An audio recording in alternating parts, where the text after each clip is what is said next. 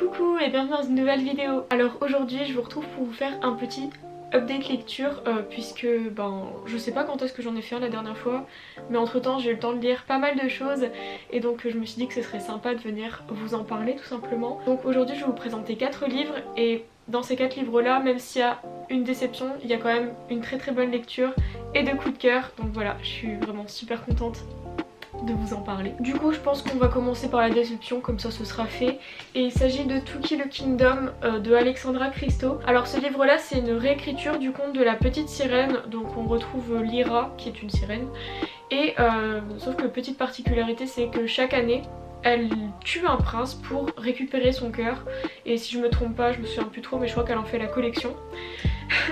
Sauf que cette année-là, elle va tomber sur le mauvais prince puisque le prince Elian est lui un chasseur de sirènes. Et donc comme vous vous en doutez, il va y avoir la rencontre, des choses comme ça, enfin il va y avoir une petite aventure derrière. Et j'ai pas aimé du tout puisque c'était pas du tout développé. Il fait à peu près 350 pages je crois, donc je sais plus trop. Mais déjà quand j'ai vu ça je me suis dit... c'est un one shot, à mon avis il va manquer quelques trucs, mais j'avais quand même un petit peu espoir, sauf que ça l'a pas fait, tout était beaucoup trop rapide, j'ai pas eu le temps de rentrer dans l'histoire, j'ai pas eu le temps de rentrer dans l'univers correctement, j'ai pas eu le temps de m'attacher au personnage, en gros j'ai eu le temps de rien. Je n'avais aucun intérêt dans cette histoire, ça veut dire que au milieu du livre si on me disait que je devais m'arrêter de le lire obligatoirement, je n'en avais rien à faire. Pour moi c'était juste next, et donc voilà, je ressors de cette lecture avec un avis très négatif. Et en plus de ça, un gros point sur lequel j'attendais l'auteur, c'était le Enemies to Lovers, parce que voilà, c'est un peu sûr qu'il y en avait un.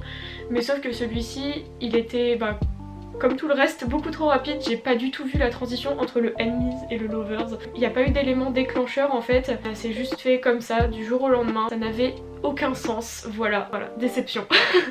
Ensuite on va passer à la très bonne lecture et il s'agit de Everblaze, donc le 3e tome de Gardien des Cités Perdues de Shannon Messenger. Alors j'ai pas grand chose à dire sur cette lecture là puisque finalement c'est un tome 3, donc c'est vraiment dans la continuité des 2 premiers, on retrouve les personnages, l'intrigue avance et tout, il se passe pas mal de choses et j'ai tout simplement adoré me replonger dans l'univers, j'ai adoré retrouver les personnages, voilà, tout simplement. Même si c'est une saga jeunesse, je sais pas si je vous en avais déjà parlé de cette saga sur ma chaîne, mais en tout cas même si c'est une saga jeunesse en fait, et je trouve vraiment de l'intérêt, enfin genre je ne m'ennuie jamais, je suis vraiment prise dedans et c'est quelque chose que j'adore puisque tout le monde sait que c'est trop cool de se retrouver dans une saga qui nous tient en haleine à chaque tome. C'est tout simplement ce que ça me fait avec cette saga là. J'ai vraiment hâte de lire la suite et apparemment les tomes qui arrivent sont les préférés de beaucoup de personnes.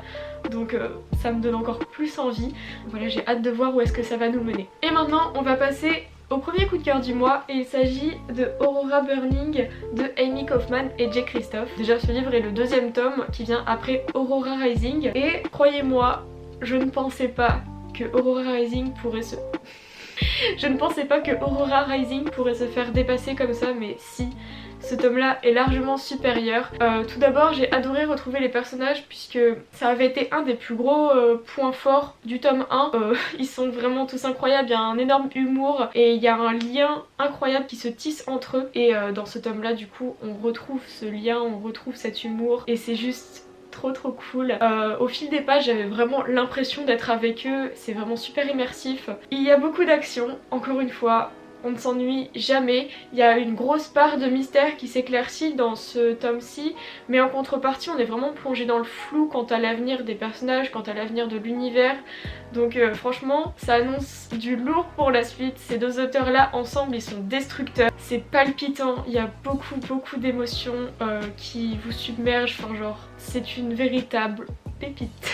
Donc voilà, je vous recommande vraiment cette saga, enfin déjà les 2 tomes qui sont sortis. Si vous aimez la science-fiction, si vous aimez l'action, si vous aimez les personnages attachants, allez-y les yeux fermés, c'est trop cool.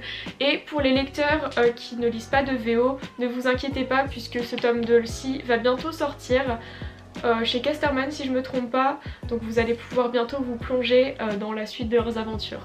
Et enfin, gros coup de cœur de ce mois-ci. Il s'agit de Bonecryer's Moon de Catherine Purdy. Donc dans ce livre on va être plongé dans un monde qui est peuplé déjà d'humains comme nous mais aussi de Bonecryers, et les Bonecryers je sais pas trop comment les qualifier mais en fait c'est des humains aussi, déjà c'est que des femmes et en fait elles sont chargées par une déesse de mener les âmes des morts soit en enfer soit au paradis, et pour qu'elles se voient donner ce pouvoir elles doivent tuer leur âme sœur lors d'une nuit spéciale. Et donc on va suivre le personnage d'Ayless qui elle s'apprête à passer du coup ce rituel où elle doit tuer son âme sœur, sauf que rien ne va se passer comme prévu puisque justement celle-ci va se révéler être plutôt de nature rebelle.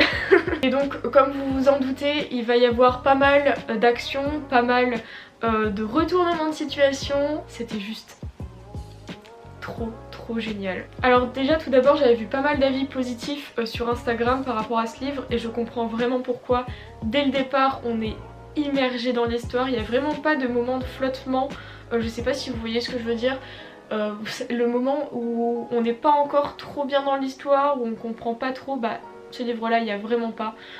Tout de suite on est plongé dedans et l'univers des Bonecryers est un peu complexe puisqu'il y a plusieurs, comment dire, il y a une hiérarchie dans les Bonecryers et tout mais tout est super bien expliqué au fur et à mesure.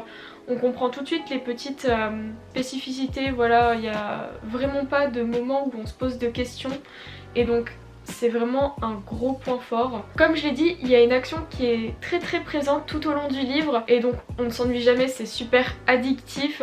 Même quand il y a des moments où c'est un peu plus calme on va dire, ben ça reste super intéressant. On va suivre 3 personnages de manière alternée, donc logique Ayless vu que c'est le personnage principal, mais aussi son âme sœur Bastien et sa meilleure amie Sabine. Et donc c'est vraiment cette façon d'alterner les points de vue qui va créer un rythme et donc qui va ajouter au fait qu'on ne s'ennuie jamais.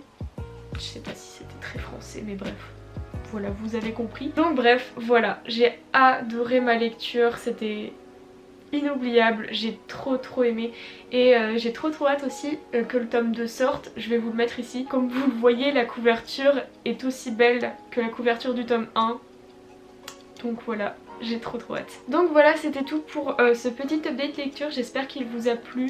J'espère quand même vous avoir donné envie de lire certains livres.